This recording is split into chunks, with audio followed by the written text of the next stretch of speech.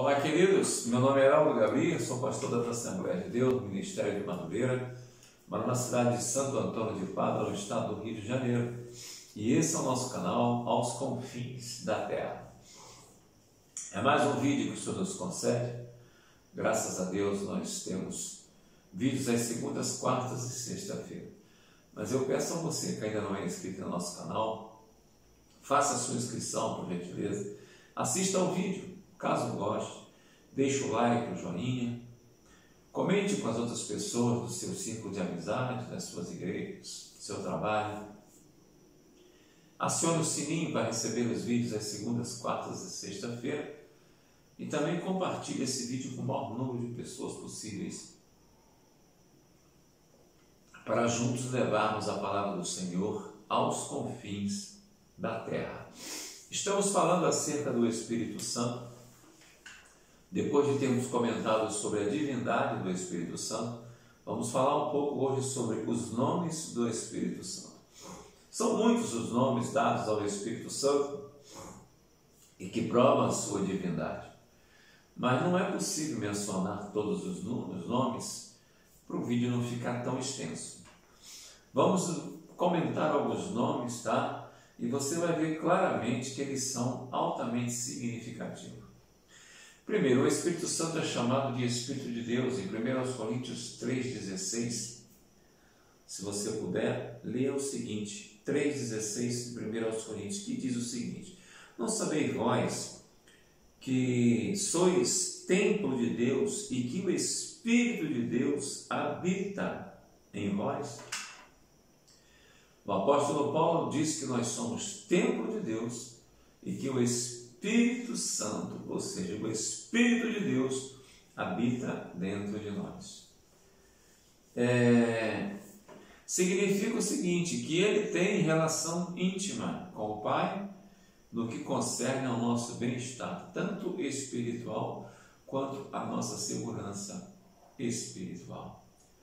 Ele repete, eu vou repetir: não sabeis que o Espírito de Deus habita em vós? Esse Espírito de Deus é o Espírito Santo. Em Romanos 8, 9, o apóstolo Paulo chama o Espírito Santo de Espírito de Cristo. Ele diz o seguinte: se alguém não tem o Espírito de Cristo, esse tal não é dele. Esse nome dado à terceira pessoa da Trindade não significa que sejam dois Espíritos, três, não, como algumas pessoas têm pensado erradamente. E sim que o Espírito Santo é dado em nome de Cristo, pois é enviado por Cristo. Lembra que ele falou, antes de assumir os céus, antes de morrer, ele soltava uma letra assim para os apóstolos: olha,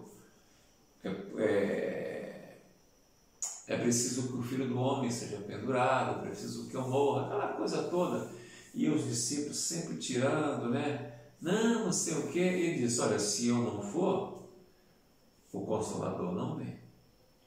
E foi isso que aconteceu. O Senhor Jesus Cristo morreu, ao terceiro dia ressuscitou, e após ser assunto aos céus, o povo estava lá no cenáculo reunidos, lembra dessa passagem? E o Espírito Santo desceu no cenáculo como em forma de língua de fogo, e pessoas foram batizadas e receberam a partir daí o Espírito Santo. O Espírito Santo também é chamado de próprio Espírito Santo em Atos 5, que ele fala o seguinte: vós sereis batizados com o Espírito Santo. Existe o batismo nas águas e existe o batismo no Espírito Santo. Em algumas partes da Bíblia, o Espírito Santo é chamado de o Espírito, lá em João 3,24, 1 Coríntios 2,20. Entretanto, o nome que lhe é dado com mais frequência é Espírito Santo. A ênfase aqui recai sobre a santidade. O nome, portanto, indica a sua natureza santa. O Espírito Santo, igualmente ao Pai e ao Filho, compartilham dois atributos divinos, sendo a qualidade mais gloriosa a sua santidade. Não é uma essência como nós já falamos no primeiro vídeo, não. Ele é Deus. O Espírito Santo igualmente ao Pai. A designação santo afirma que nele reside o fogo abrasador da pureza e da santidade do próprio Deus onipotente. O Espírito Santo descobre e condena o pecado. Se você for lá em João, capítulo 16, versículo de número 8. João 16, 8. João 16, 8. É interessante nós notarmos essa peculiaridade do Espírito Santo, porque muitas pessoas não dão muita atenção a esse tipo de coisa, tá? Presta atenção no que fala aqui no capítulo 16, versos 7 e 8. Todavia, digo-vos a verdade, que vos convém que eu vá, porque se eu não for, o Consolador não virá a vós mesmos, a vós, mas se eu for, enviá-lo-ei. Lembra que eu falei agora há pouco que Jesus, sempre em conversa, em diálogo com os discípulos, ele disse que precisava assumir o céu de volta para que o Consolador viesse, porque tudo que Jesus pregou nesses 3 anos de ministério na terra seria agora reforçado, atenuado, corroborado com a presença do Espírito Santo. Você não pode, por exemplo, ler a Bíblia sem a presença do Espírito Santo. Você não pode fazer nada sem a presença do Espírito Santo. Tem uma passagem de Davi, eu já me referi a isso aqui umas 2 vezes. Davi, na sua vida ali, pregressa, de repente Davi resolve não ir para o campo de batalha e resolve ficar em casa. E numa daquelas idas e voltas dentro do castelo, pela sacada, ele avista a mulher Batseba, a mulher de Urias, se banhando, nua, na sacada, e ele deseja a mulher de Urias.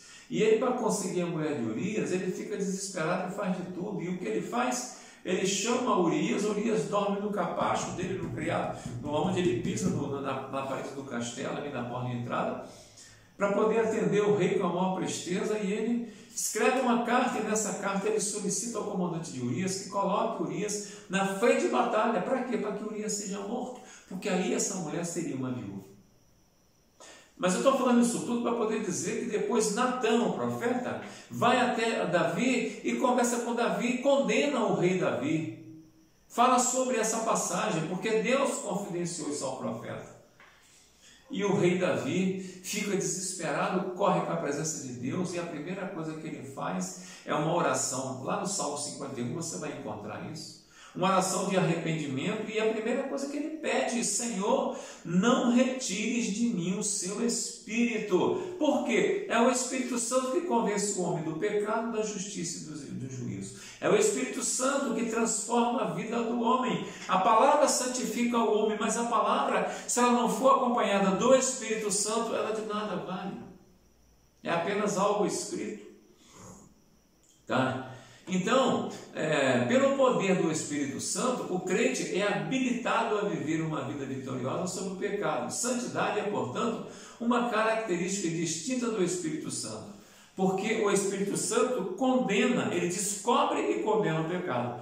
Acerca de Davi, aí para completar, nós falamos sobre 16:7, e olha o que 16:8 fala: e quando ele vier, convencerá o mundo do pecado e da justiça e do juízo. Davi sabia que o Espírito Santo produzia isso nele.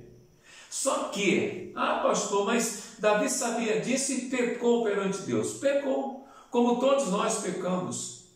Mas temos o Espírito Santo. Amados, presta bem atenção. Enquanto nós habitarmos este corpo de carne, nós estamos envolvidos por essa carne.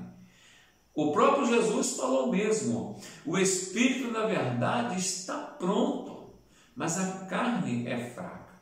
Então o Espírito é a santidade personificada. Se permitirmos cumprir em nós esse ministério particular, sentiremos a sua ação divina iluminando, expondo e detestando em nós qualquer aspecto do pecado. É preciso que o Espírito Santo tenha livre acesso ao nosso corpo e ande em nosso corpo e comungue com o nosso corpo e faça do nosso corpo o seu templo. Para quê? Para que possamos ter comunhão com Deus. É interessante, do Espírito Santo emana toda a santidade de Deus. Não vamos esquecer que isso é diferente de algo que nós venhamos a realizar, tá? É o Espírito Santo em nós que opera essa bendita renovação, criando em nós um ardente desejo de santidade. Sem o Espírito Santo nós não buscamos a santidade. Sem o Espírito Santo nós não temos desejo de santidade. Sabe por quê? Porque em nós opera o pecado. O mundo em redor é pecado.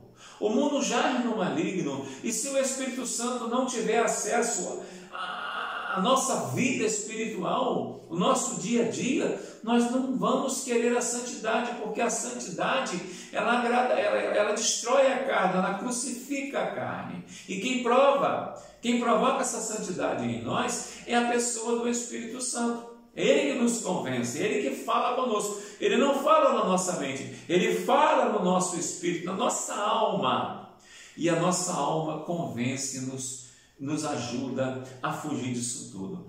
Certa vez, o escritor Ralph M. Higgs, ele disse o seguinte, olha só o que ele falou.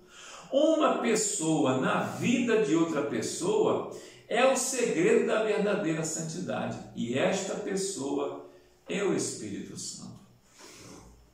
Queridos amados, o Espírito Santo é um Espírito de vida também, é um dos nomes do Espírito Santo. Romanos 8,2 diz o seguinte, o Espírito de vida te livrou da lei do pecado e da morte. A vida que Jesus prometeu aos seus servidores nos vem através da agência do Espírito Santo. Por ele não são destruídos o poder do pecado e da morte. Não somente isto, pela virtude do Espírito Santo também recebemos a cura das enfermidades. Queridos, tem pessoas que negligenciam a palavra de Deus, tá? O que é ser negligente com a palavra de Deus? Vou voltar ao rei Davi. Ele negligenciou a palavra de Deus. Por quê? Porque ninguém naquela época, a não ser o profeta, tinha o Espírito Santo como Davi tinha. Os reis, os profetas, eles eram ungidos. Natã foi ungido e Davi foi ungido. O sacerdote era ungido. A unção, ela traz a presença do Espírito Santo. Na época, era com o derramamento do óleo.